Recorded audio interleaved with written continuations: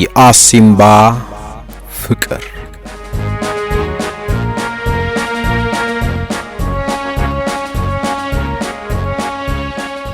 ጸሐፊ ካህሳይ አብርሃ ብስራት በኢትዮ ሜዳ የቀረበ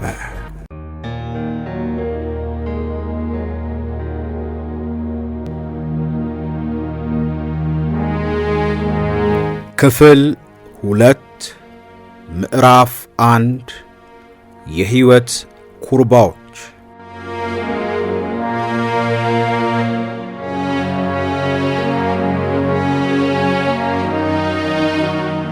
መቼም ማንኛውም ሰው የህይወት መዞሪያ፣ መታጠፊያ ወይም መቀየሻ ኩርባዎች ይኖሩታል።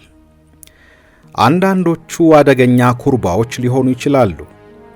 አንዳንዶቹ መልካምና ሕይወትን ወደ ቀና ጎዳና የሚመሩ ይሆናሉ። አንዳንዶቹ ደግሞ ከናካቴው ወዴት እንደሚወስዱ የማይታወቁ ብዙ የሚያለፉ፣ ብዙ የሚያስዳክሩ ይሆናሉ። የኔ ኩርባዎች የገበሬ ቤተሰቦቼ ሕይወት፣ አሲምባ፣ ይመር ንጉሴና ድላይ ናቸው። የልጅነት አስተዳደግና የትምህርትን ዓለም በአፍላው እንድቀስመው ያደረጉኝ ናቸውና የሕይወቴን የመጀመሪያ ቅያስ ማበጀታቸው አጠያያቂ አይሆንም። አሲምባ ወድጄ ፈቅጄ ለትግል የገባሁበት የልጅነት ፍቅሬ ነው። ብስለትን፣ ፍርሃትንና ድፍረትን፣ ሞትንና ሕይወትን ገና በለጋ ዕድሜ ያሳየኝ የአሲምባ ኩርባ ነው። ይመር ንጉሴ ከሞት መንጋጋ ነጥቆ ያተረፈኝ፣ ልገድለው ስችል ሕይወቱን ያተረፍኩለት፣ ሕይወት የተቀያየርን ቅን ሰው ነው። ድላይ የልጅነት ፍቅሬ ናት። የሕይወትን ዋጋና የሞትን አደጋ አውቅ ዘንድ በፍቅር ሸማ ጠቅላ የሰጠችኝ፣ መቼም ከሕይወቴ ላውጣት የማልችል የጫካ ሕይወት፣ የተጋድሎ መከራ ጸጋ ናት። እነዚህ አራቱ እንደምን የሕይወት መዞሪያ ኩርባዎቼና አንጓዎቼ ሆኑ ቢሉ የሚከተለው ታሪኬ ነው መልሱ። የተወለድኩት በትግራይ ክፍለ ሀገር በአጋሜ አውራጃ በዛላምበሳ ወረዳ ቀርጥ በሚባል ስፍራ ነው። የዛላምበሳ ከተማ ከኛ መንደር 2 ኪሎ ሜትር ቢርቅም ወንዛችን ግን አንድ ነው። አባቴ አቶ አብርሃ ብስራት፣ እናቴ ደግሞ ወይዘሮ ወለላ ረዳ ይባላሉ። ለቤተሰቦቼ የመጀመሪያ ወንድ ልጅ ሲሆን ከኔ በታች 3 ወንዶችና 3 ሴቶች ልጆች ነበሩ። የአባቴ አባት ቄሰ ገበዝ ነበሩ። የቆሎ ተማሪዎችን የቤተ ክህነት ትምህርት ያስተምሩ ነበር። እኔም ዘመናዊ ትምህርት ከመጀመሬ በፊት ከሚያስተምሯቸው ልጆች ጋር ተቀላቅዬ ሃሁ የቆጠርኩት እሳቸው ዘንድ ነበረ።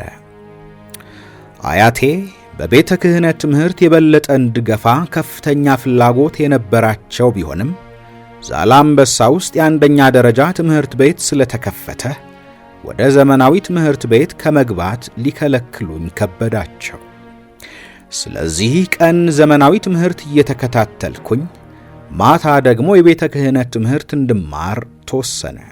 ቅዳሜና እሁድ እንዲሁም በበዓላትና በክረምት ወቅት የእረፍት ጊዜን የማሳልፈው አባቴን በማገዝ ነበረ። ከብት በመጠበቅና በእርሻ ሥራዎች በመሳተፍ የአቅሜን ያክል ማገዝ ይጠበቅብኝ ነበረ። ከልጅነቴ ጀምሮ ስሰማ ያደግኩት ስለ ጦርነት ነበረ። ቤተሰቦቼ፣ ጓደኞቼና መላው ማኅበረሰብ የሚያወራው የጦርነት ፖለቲካ ታሪክ በእኔም አእምሮ ውስጥ ቦታ ሳይይዝ አልቀረም። አብዛኛው የዛላምበሳ አካባቢ ነዋሪ ወላጆቹ፣ አያቶቹና ቅድመ አያቶቹ በጦርነት ተወልደው ያደጉና በጦርነት ያረጁ ናቸው። እናም የዛላምበሳ ሕዝብ ስለ ጦርነት አውግቶ የማይጨርስ፣ ሰምቶ የማይሰለች የሆነው፣ ሊረሳቸው የማይቻለው ክፉና ደግ የተቀላቀለባቸው፣ ጀግንነትና ፍርሃት የተሞላባቸው ብዙ የጦርነት ገጠመኞች ስላሉት ነው። የዛላምበሳ ነዋሪዎች አሁንም ድረስ የጦርነት ጥላ ያልተለያቸው ድሃ ገበሬዎች ናቸው። ይህ ከጦርነት ጋር የተዛመደ ታሪካቸው ከመቶ ዓመታት በፊት የጀመረና ዛሬም ድረስ ያልተላቀቃቸው የቀን ተቀን ሕይወታቸው ክፍል ነው። ዛላምበሳ ትግራይና ኤርትራ ድንበር የሚጋሩባት ቁልፍ ቦታ በመሆኗ በነዋሪዎቿ የጦርነት ምንነት በተግባር የሚታወቅባት መንደር ነች። የአገር ውስጥ ብቻ ሳይሆን የዓለም አቀፍ የጦርነት ወሬዎችም እንኳ የመነጋገሪያ አጀንዳ የሚሆኑበት ጊዜ ነበረ። ያ ደግሞ በአዋቂዎች ብቻ ሳይሆን አንዳንዴ በሕፃናቱም አእምሮ ውስጥ የራሱ ቦታ ነበረው። ለምሳሌ አራተኛ ክፍል እያለሁ የአረቦችና የእስራኤል ጦርነት በሰፊው የሚወራበት ጊዜ ስለነበረ አረቦችና እስራኤሎች የሚዋጉበትን ምክንያት ማወቅ ለልጅነት አእምሮዬ ትልቅ የቤት ሥራ ነበረ። የዛላምበሳ አካባቢ የኤርትራ አዋሳኝ መሆን የኤርትራን የፖለቲካ ትኩሳት ለመለካት ምቹ ቦታ አድርጎታል። ከኤርትራ አማጽያን ጋር የተያያዙ ወሬዎችና ድርጊቶች ለኛ ቅርብ ነበሩ።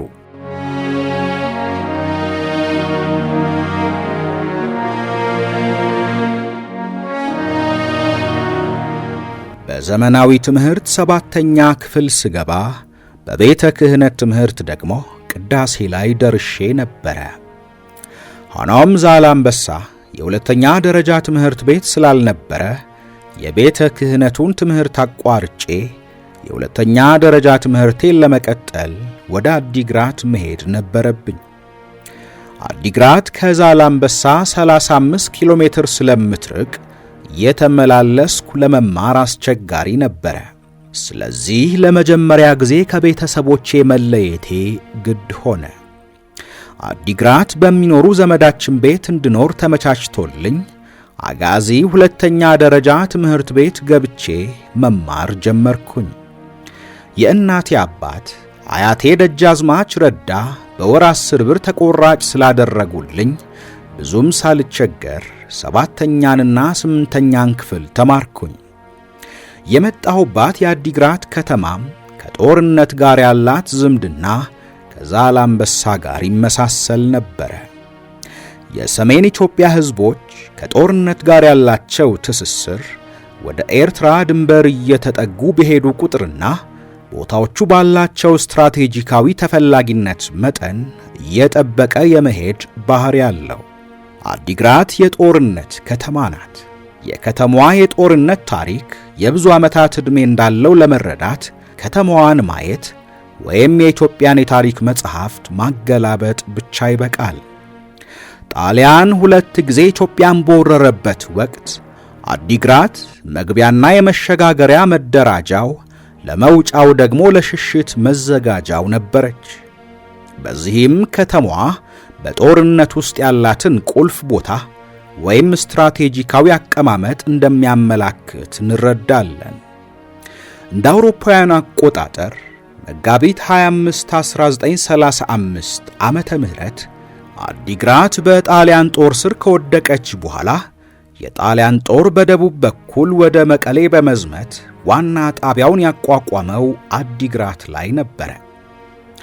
የጣሊያን ጦር አድዋ ላይ ድል ሲመታ ደግሞ ከአጼ ምኒልክ ጋር በተደረገው ድርድር ጀነራል አንቶኒዮ ባልዲሳር ለቆ እንዲወጣ የተደረገባት የመጨረሻ መሰናበቻው ከተማ አዲግራት ነበረች። የሰሜን ኢትዮጵያ ሕዝብ የጦርነት ታሪክ ከውጭ ኃይል ጋር ብቻ የተያያዘ አይደለም። የእርስ በርስ ጦርነት ታሪክም ብዙ ዓመታት ያስቆጠረና እስከ ዛሬም ድረስ ጥላውን እንዳጠላ ያለ ነው። ከ1990 ዓመተ ምህረት የባድመ ጦርነት ተነስተን ወደ ኋላ እስከ 1943 ዓመተ ምህረት የመጀመሪያው የወያኔ ዓመፅ ድረስ ብቻ ብንቆጥር እንኳ አዲግራትና አካባቢዋ ያሳለፉት የጦርነት ሰቆቃ ከፍተኛ ነው። የኤርትራንና ሌሎች የመንግሥት ተቋሚ ድርጅቶችን ጨምሮ በአካባቢው ሲንቀሳቀሱ ከአንድ ትውልድ ዕድሜ የሚበልጥና 3 መንግሥታትን ያስቆጠረ የጦርነት ታሪክ አሳልፈዋል። አዲግራት የሚገኘው ሁለተኛ ደረጃ ትምህርት ቤት የሚያስተናግዳቸው ተማሪዎች የዛላምበሳን፣ የብዘትን፣ የዕዳጋ ሐሙስን፣ የውቅሮንና የኤርትራ አዋሳኝ አካባቢዎችንም ያካትታል። ከተለያየ አካባቢ የመጣን መሆናችን ደግሞ ከትምህርት በተጨማሪ የተለያዩ ልምድና ባህሎችን ለመለዋወጥ እንድንችል ዕድል ሰጥቶናል። አዲግራት ውስጥ ከየኮሌጁና ከዩኒቨርሲቲው በእረፍት ጊዜያቸው ወላጆቻቸውን ለማየት የሚመጡ ብዛት ያላቸው ተማሪዎችን ማግኘት የተለመደ በመሆኑም ስለ ሀገራችን የፖለቲካ ሁኔታ በተለይም የመንግሥት ተቋሚ ስለሆኑ አስተሳሰቦችና ድርጅቶች በደንብ እንድናውቅ አድርጎናል። የመንግሥት ተቋሚ ድርጅቶችን ማንነት በቀዳሚነት ያወቅኩት አዲግራት ከመጣው በኋላ ነበረ። አዲግራት ውስጥ የሚያውቁን የኤርትራ ተወላጆች ለእኔና ለጓደኞቼ የተለያዩ የፖለቲካ መጽሔቶችና በራሪ ወረቀቶች ይሰጡን ነበረ። እኔ የፖለቲካ ጽሑፍ የሚባል ነገር መኖሩንም ለመጀመሪያ ጊዜ ያየሁት ያን ጊዜ ነው። መጽሔቱ በትግርኛ ቋንቋ ነበር የተጻፈው። እኔና ጓደኞቼ ይሄን መጽሔት ለመጀመሪያ ጊዜ ስንቀበል ከሰው ገለል ያለ ቦታ መፈለግ ነበረብን። ከትምህርት ቤት ውጪ ጫካ ውስጥ ገብተን አነበብንና ለሰጡን ሰዎች መለስንላቸው። ጽሑፉን ስናነበው ልዩ ስሜት ነበር የተሰማኝ። ትግሉን የመቀላቀልና ለውጥ የማምጣት ልዩ ስሜት።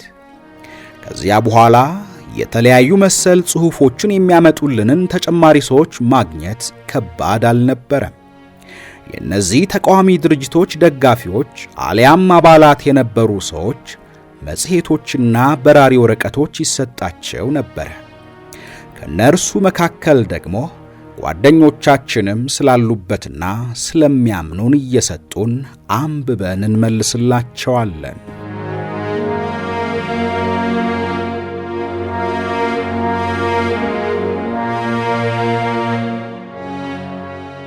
በ1964 ዓመተ ምህረት የስምንተኛ ክፍል ተማሪ ያለው አንድ ቀን ወደ ትምህርት ቤት ስንሄድ የሁለተኛ ደረጃ ተማሪዎች ትምህርታቸውን አቋርጠው እየጮሁና ድንጋይ እየወረወሩ ስለወጡ ግርግርና ረብሻ ተነሳ።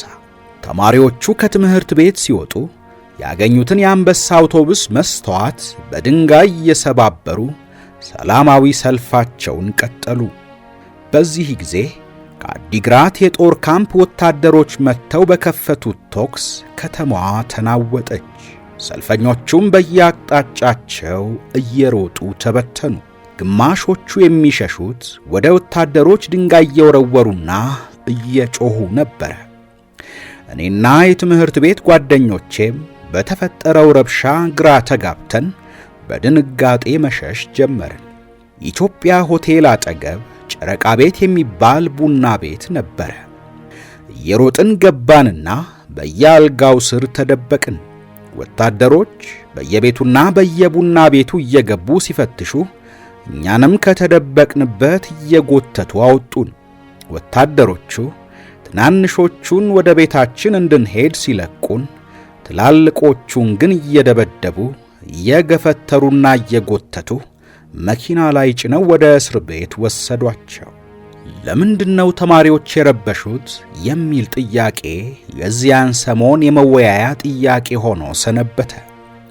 ዩኒቨርሲቲ ተረብሾ ተማሪ በሙሉ ትምህርት እንዲያቆም ስለተወሰነ ነው አለ አንዱ ከሌላ ቦታ ወሬ የሚያገኝ ጓደኛችን።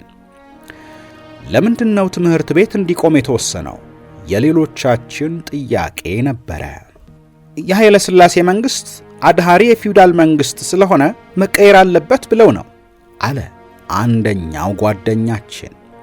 ሌላኛው ደግሞ መሬት ላራሹ መሰጠት አለበት ብለው ነው አለ ቀጠል በማድረግ። እኔ ገበሬ ልጅ ስለሆንኩኝ ከልጅነት ጀምሮ የማየውን ችግር ከተማሪዎቹ ረብሻና ከውይይታችን ጋር ለማዛመድ ሞከርኩኝ። ጭል ጭል የሚሉ እውነቶች እየታዩኝ መጡ።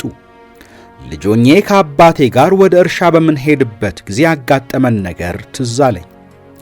አንድ ቀን ወደ እርሻ ለመሄድ ከሰፈራችን ወጣ እንዳልን ሰዎች ሲደባደቡ አየሁና ለምንድነው የሚደባደቡት ብዬ አባቴን ጠየቅኩት። በመሬት ተጣልተው ነው አለኝ አባቴ። ለምንድነው በመሬት የሚጣሉት? ጥያቄን አከታተልኩኝ። አንዱ በባለቤትነት የያዘውን መሬት ሌላው የኔ ነው ይላል። ኃይለኛው ከደሃው መንጠቅ ይፈልጋል። ርስት ሁል ጊዜ የኃይለኛ መሬት ነው። ርስትን ኃያል ብቻ ነው የራሱ አድርጎ የሚያርሰው። እነዚህ ሲያለቅሱ የምታያቸው መሬታቸውን ኃይለኛው በጉልበቱ ነጥቋቸው ነው አለኝ። ይሄን ከሰማው በኋላ እኛም ቤት መጥተው መሬታችንን ቢነጥቁን ምን ልናደርግ እንደምንችል እያሰብኩኝ በጣም ይጨንቀኝ ነበር። እውነትም ባደግኩበት አካባቢ አንዳንዱ ሰፋፊ መሬት ይዟል፣ አንዳንዱ ደግሞ ያለው መሬት ትንሽ ነው። ያም ደግሞ ምርት በደንብ የማይሰጥ ሊሆን ይችላል። ታዲያ በዚህ ችግር ውስጥ ያሉ በርካታ ገበሬዎች ለ3 እና ለ4 ወራት ስደት መሄዳቸው የተለመደ ነበር። አንዳንዶቹ ከሄዱበት ሳይመለሱ በዛው ይቀሩና ለዓመታት ይጠፋሉ። እነዚያ ሰፋፊ ለም መሬት የያዙት ደግሞ ቤታቸው ሙሉ ነው፣ የተትረፈረፈ ንብረት ያላቸው ናቸው። ስለዚህ አንዱ ሲተርፈው ሌላው ቤተሰቡን መመገብ አቅቶት ሲሰደድ ሳይ መሬት ለምን ለሁሉም እኩል አይካፈልም ብዬ ግራ ይገባኝ ነበር።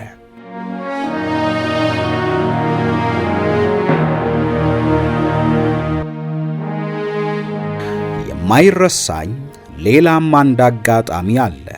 አባቴ ከመሬት ጋር በተያያዘ በፍርድ ቤት ክስ ነበረው። በዚህ ክስ ምክንያት አዲግራት መጥቶ ተያይዘን ወደ አንድ ቤት ሄድንና በጓሮ በኩል አንኳኩቶ ለቤቱ ባለቤት ገንዘብ ሰጠው። ድርጊቱ ግራ አጋባኝ። ለምንድነው ለዚህ ሰው ገንዘብ የሰጠኸው ብዬ ጠየቅኩት አባቴን። ዳኛ ስለሆነ እኔ የምፈልገውን እንዲያደርግልኝ ነው አለኝ። ግራ በመጋባት አባቴን አይኑን አየሁት። እዚህ ሀገር ለዳኛ ገንዘብ ካልሰጠህ ምንም ነገር ማግኘት አትችልም። ስለዚህ ሁላችንም ጉቦ እየሰጠን ነው የምንኖረው አለኝ አባቴ ጉዳዩን እንዲገባኝ። ሁሉም ሰው ጉቦ የሚሰጥ ከሆነ ዳኛው ለየትኛው ያግዛል አልኩት። የሚፈርደውማ የበለጠ ገንዘብ ለሰጠው ነው አለኝና አየህ የምሰጠው ወድጄ እንዳይመስልህ ይፈርድብኝና ያለኝን አጣለው ብዬ ከመፍራት ነው እንጂ ለእርሱ የምሰጠው ገንዘብ ላንተ ልብስ መግዣ ባደርገው በጣም ደስ ይለኝ ነበር። እንዲህ ካላደረግኩ መሬቴን እነጠቅና የጠላት መጫወቻ እሆናለሁ ብሎ አስረዳኝ። ከዚያ በኋላ ለረጅም ጊዜ ያንን ዳኛ እንደ ደመኛ ጠላቴ ቆጥሬው ባየሁት ቁጥር ውስጤ ቆጣ ነበረ። ስለዚህ የመሬት ችግር፣ የጉቦኝነትና የዳኝነት ማጣት ችግር እንዲሁም አስተዳዳሪዎች ሕዝቡ ላይ የሚያደርሱትን ስቃይ ስመለከት ለምን የሚል ጥያቄ ከአእምሮዬ አልወጣ እያለ ከአቅሜ በላይ አስብ ነበር። ቀስ በቀስ የተነሳው የፖለቲካ ጥያቄ ምንጩ እየታየኝ መጣ። እነዚያ በክረምቱ ወራት ከዩኒቨርሲቲና ከየኮሌጆቹ ለእረፍት የሚመጡ ወጣቶች ደግሞ መንግሥት መለወጥ እንዳለበት፣ መሬት ላራሹ መሆን እንደሚገባው፣ ጉበኝነትን ማስቀረት እንደሚያስፈልግ ሲያስረዱኝ ነገሩ የበለጠ ተገለጸልኝ።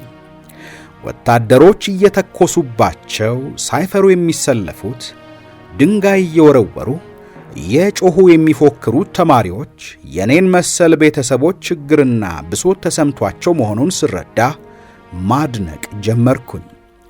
እኔም እንደነሱ ለሕዝብ ጥያቄ መታገል ስሜት አደረብኝ። በዚያን ጊዜ ከሚነሱ ጥያቄዎች ውስጥ አንዱ የብሔር ጥያቄ ነበረ። የ8ኛ ክፍል ተማሪ እያለሁ ነበረ መምህር ሞገስ የሚባሉ የአማርኛ መምህራችን እያስተማሩን ሳሉ መምህር ሞገስ ለምንድነው ሰዋሰው የምናጠናው ብዬ ጠየቅኳቸው። መምህር ሞገስ ከት ብለው ሳቁ። ሰዋሰው ማለት አማርኛ ማለት አይደለም እንዴ? ወይስ በአጠያየቄ ምን የተሳሳትኩት ነገር አለ ብዬ ደነገጥኩኝ። መምህር ሞገስ ግን ሳቃቸውን ሲጨርሱ ዩኒቨርሲቲ ለማለፍ ከፈለጋችሁ አማርኛ በደንብ ማወቅ አለባችሁ። አማርኛ ካላለፋችሁ ዩኒቨርሲቲ ለመግባት አትችሉም አሉና ትንሽ ካመነቱ በኋላ ንግግራቸውን በመቀጠል የአማርኛ ትምህርት የቋንቋ ትምህርት ነው። ቋንቋው ደግሞ ለሁላችንም የኢትዮጵያ ተማሪዎች እኩል እንዳልሆነ ይታወቃል። አማርኛ ከወደቃችሁ ግን ሌሎቹን ትምህርቶች ብታልፉ እንኳ ዩኒቨርሲቲ ለመግባት አትችሉም። አማርኛ የግድ መታለፍ አለባቸው ከሚባሉ ጥቂት ዋና ዋና የትምህርት አይነቶች አንዱ ሆኖ ስለተመደበ ነው። ይሄ ደግሞ ትምህርት ሚኒስቴር ያስቀመጠው ሕግ ነው አሉ። አሁንም ከፊታቸው ላይ ሳቃቸው እየታየ አማርኛ በደንብ ካላወቁ ዩኒቨርሲቲ አለመግባት ማለትና ለመውደቅ ምክንያት መሆኑ እንዳልገባኝና ግር መሰኘቴ የገባቸው ይመስለኛል። ሆኖም ሌላ ተጨማሪ ነገር አልተናገሩም። አሳሳቃቸው አንድ የተደበቀ ትርጉም እንዳለው ቢሰማኝም በወቅቱ ግን ዋና መልእክቱን ለማግኘት አልቻልኩም ነበር። በአማርኛ ቋንቋ ተናጋሪ ሕዝብ መካከል ተወልደው በአማርኛ አፋቸውን ፈተው አማርኛ እየተናገሩ ካደጉ ተማሪዎች ጋር እኛን ማወዳደር ምን ማለት ነው? እኛን በአማርኛ ተናጋሪዎች መካከል ተወልደን ያላደግን ሰዎችን እኩል ማወዳደርና በውድድሩ ከተሸነፋችሁ ትወድቃላችሁ፣ ዩኒቨርሲቲ መግባት አትችሉም ማለትስ የቱን ያክል ትክክል ነው? የሚሉ ጥያቄዎች በአእምሮዬ ውስጥ ሲጉላሉ ቢቆዩም ፍትሐዊ እንዳልነበረ በትክክል የተረዳሁት ውዬ አድሬ ነው። ከሌሎች ትምህርቶች የበለጠ አማርኛ እንድናጠና አስተማሪዎቻችንና ታላላቆቻችን ያስጠነቅቁን ስለነበረ ነው ጥያቄን ያነሳሁት። ያኔ ምንም እንኳ አግባብነቱ ባይታወቀኝም ከሌሎች ትምህርቶች በተለየ ለአማርኛ ብዙ ጊዜ ሰጥቼ ለማጥናት ተገድጃለሁ። ዩኒቨርሲቲ መግባት ካለብኝ አማርኛን የበለጠ ማወቅ ነበረብኝና ከሌሎች ትምህርቶች የበለጠ አማርኛ ማጥናት ያስፈልገኝ ነበር። ብዙዎቹ አማርኛ ተናጋሪ ያልሆኑ ተማሪዎች ዩኒቨርሲቲ የማይገቡት በአማርኛ ፈተና ስለሚወድቁ ነው እየተባለ ይወራ እንደነበር የተረዳሁት በኋላ ነው። አስተማሪ ከት ብሎ የሳቁት ጥያቄ ፖለቲካ ነክ ስለሆነና ምናልባትም እንደ መንግሥት ተቃዋሚ የሚያስቆጥር በመሆኑ ነው። መምህር ሞገስን ከብዙ ጊዜ በኋላ ሜዳ አግኝቻቸዋለሁ። በኢሃፓ ውስጥ ከፍተኛ ቦታ የነበራቸው ታጋይ ነበሩ።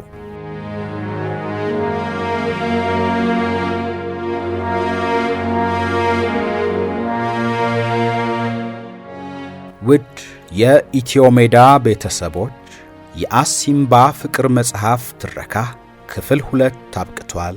በቀጣይ ክፍል 3ን ይዘንላችሁ እንቀርባለን። ውድ ቤተሰቦቻችን ቻናላችንን ሰብስክራይብ፣ ላይክ፣ ሼር እንድታደርጉ ሐሳብና አስተያየቶቻችሁንም እንድታጋሩን በአክብሮት እንጠይቃለን።